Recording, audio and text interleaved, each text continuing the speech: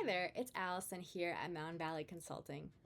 I want to take a minute and speak specifically to you as a realtor because there's a lot of things that would add a profit center and could make you more as an authority with many buyers and sellers, which would put you kind of as the expert that many realtors wouldn't even be able to touch from a competitive standpoint. So I'll go through a few things that I think are important to touch upon. First of all, literally anything outside of your general box of how you operate would be something that you'd want to refer to us, especially if you don't know how to buy and sell on terms like we do. Pretty creative, non-conventional. So things like overpriced, functionally obsolete, like it just wasn't selling on the market. The seller doesn't want to pay a realtor fee. It's expiring. You have it. You tried your best, right? So maybe your client wants to avoid a short sale. They don't want to have that on their that mark on their history or on their credit. They owe too much. They're behind on payments. They want to avoid foreclosure. Well, what if you could do something else? If we stepped in, even if they're in the arrears, we can kind of solve their problem. Basically, if it doesn't fit in your normal course of business, number one, you could give us a call. Number two, when you're with a seller and you have this type of creative financing on your back, in your bag of tricks, it's really cool for you to look at the whole situation morally and ethically and say, let me direct you the right way. What I could list your property, or I could refer you to someone that would buy your property.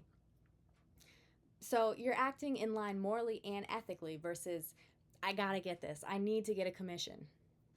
Unfortunately, and if I'm speaking to you, sorry for stepping on toes, we'll run into sellers who say, yeah, the realtor said they would just do a short sale. I told them I didn't want to do it, but they said that was the only way to go. Comments like that are bogus. Anyways, there's a simple way for you to take care of your seller, and we can help you do that.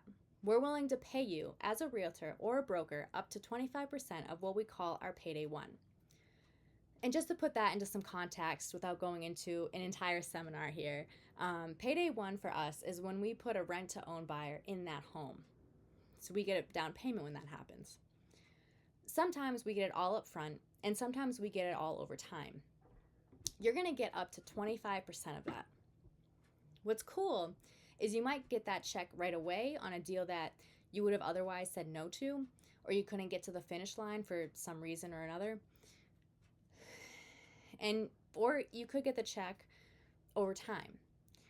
So if you do like 4, 5, or 6 of these with us, you'll get checks regularly from us because our payday ones come in over time and up front. As I said, now what does that mean to you dollar-wise? Well, let's just do some math behind it. I mean, on a $500,000 house, if that's in a county where a jumbo loan is necessary, then we're going to make sure that that tenant buyer, either up front or over time, is putting 20% because we're trying to set them up to win at the end of the term. If it's an area where it's not a jumbo, then we're going to make sure that they're getting up to 10%. They're never going to move into a house without at least 5 to 7.5%, and then the rest would come over time.